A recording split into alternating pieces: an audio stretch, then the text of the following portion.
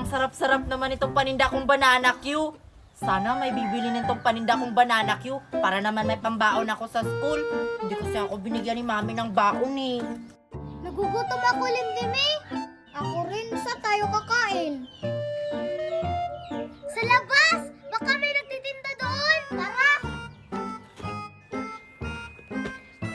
Asa na ba yung mga kaklase ko? Sana bibili sila nitong paninda kong banana Q. Ang sarap-sarap nito oh. Uy, sakto. Bulina at saka Stacy, bumili naman kayo nito oh. Ang sarap naman ng banana Q. Mamaya na kami bibili. Ano ba yan? Sige na nga. Shh, bili kayo oh. Bili na kayo, banana Q. Ayun, si Queenie nagtitinda. Ano kayang tinitinda niya? Tara, tignan natin. Bili na kayo, banana Q. Mainit pa to oh. Sige na, ang sarap-sarap nito. Uy, Mickey, Lindimi, bibili kayo ng banana Q ko.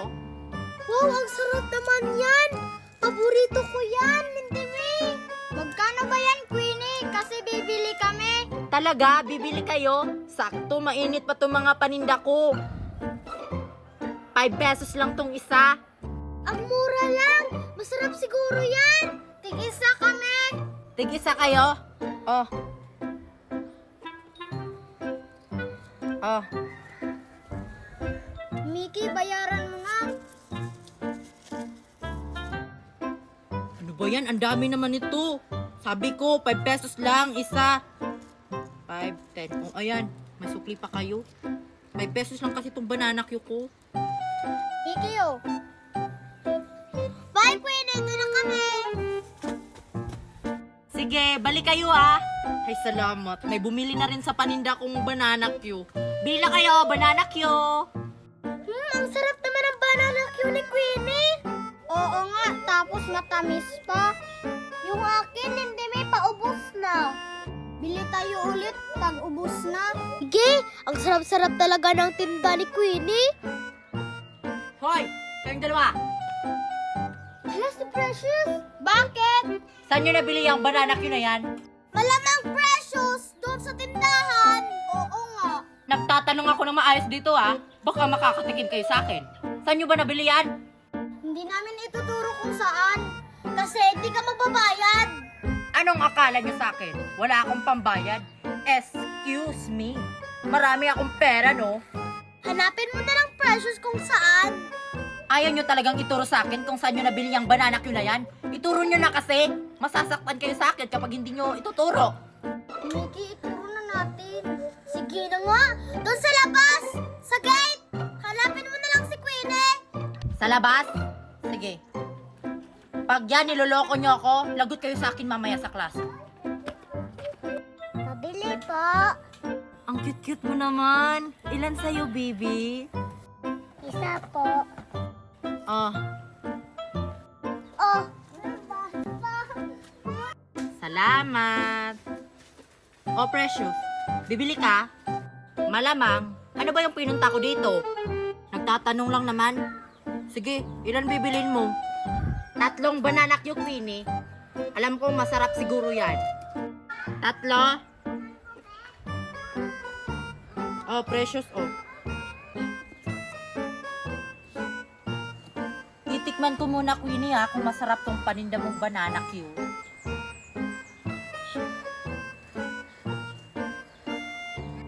Magbayad ka na, Precious. 3 pa naman yung binili mong banana Q. Wait lang, Queenie.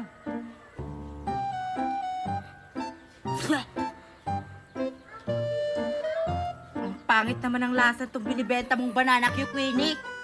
Hindi ako magbabayad. Ang alat. Oy, Precious, bayaran mo yan. Malulugi na naman ako nito. Uy, Queenie! Ba't ka umiyak? Ano nangyari? Si Precious kasi, kukay. Hindi siya nagbayad. Ano si Precious? Hindi nagbayad? Ang sama-sama talaga yun. Uuwi na lang siguro ako, kukay. Hindi ko na lang to ibebenta lahat tong paninda ko. Sayang naman, ibenta mo na lang yan.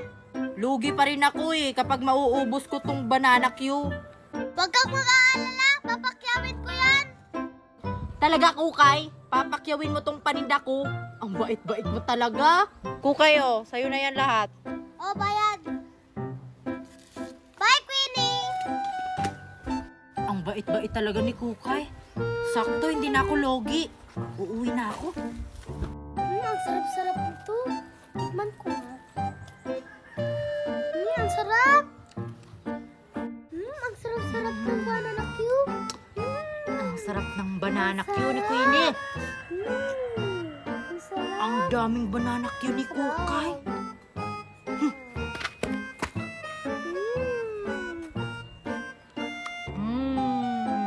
Ang sarap. Ay, Precious, bakit mo kinain? Hindi mo to sa'yo Ano ba yan? Ang damot mo naman, Kukay. Kunti lang naman yung kinuha ko. Pahingi pa isa. Ang sarap kasi yung tinitinda ni Queenie, no? Ang tamis pa ng saging.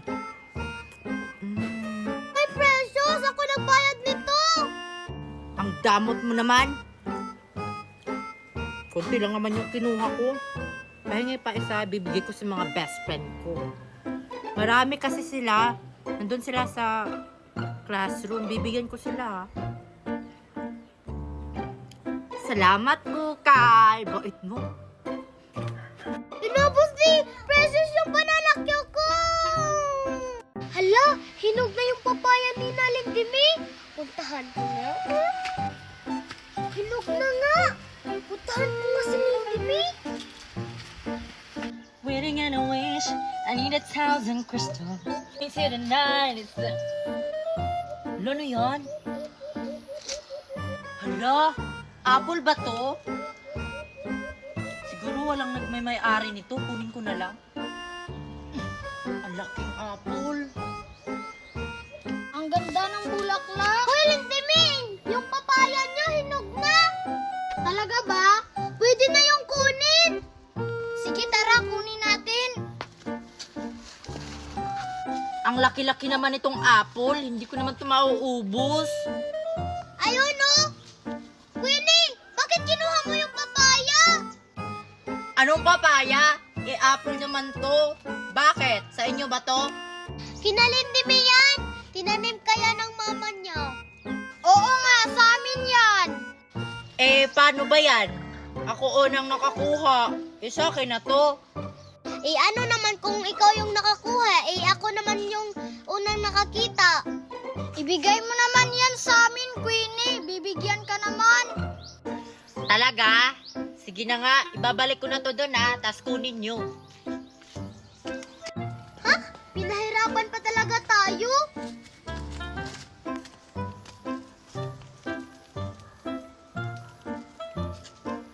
Ay, Diyos ko!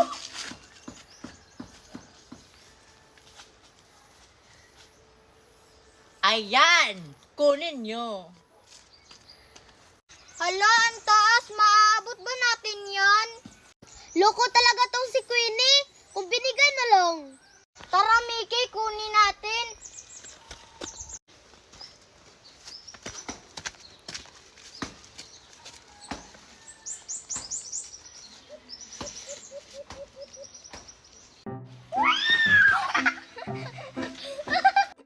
Huy, dahan-dahan naman kayong dalawa dyan, Mickey at saka Lindimi. Baka maputol yung hinahawakan nyo. Lagot kayo. Ano ka ba, Queenie? Hindi to mapuputol. Ang lakas nito. Oo nga, Queenie. Manood ka na lang dyan. Bawal ka kasi dito kasi malaki ka. Tara na, Lindimi. Di naman ako malaki Baka siya, tubol. Pabalik naman tayo, Mickey. Sige, tara. O ayan, di mo kinaya, Mickey, no? Hindi kinaya ng kahoy. Hindi naman siya naputol, Ingit ka lang. Oo nga, hanggang noon na lang siya. Sana maputol yung kahoy. Hindi naman kakayanin ng kahoy na yan kasi malaki yung isa. Lindimi, paingitin natin si Queenie.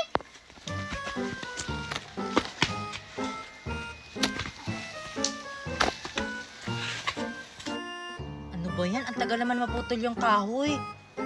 Siguro matibay yung kahoy na yan. Mag-aantay ako.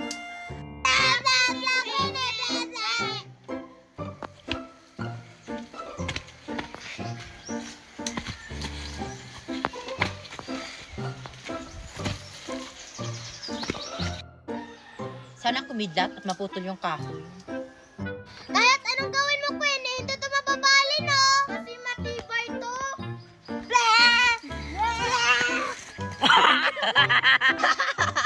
O ano kayo, naputol yung kahoy. O di ba sabi ko sa inyo,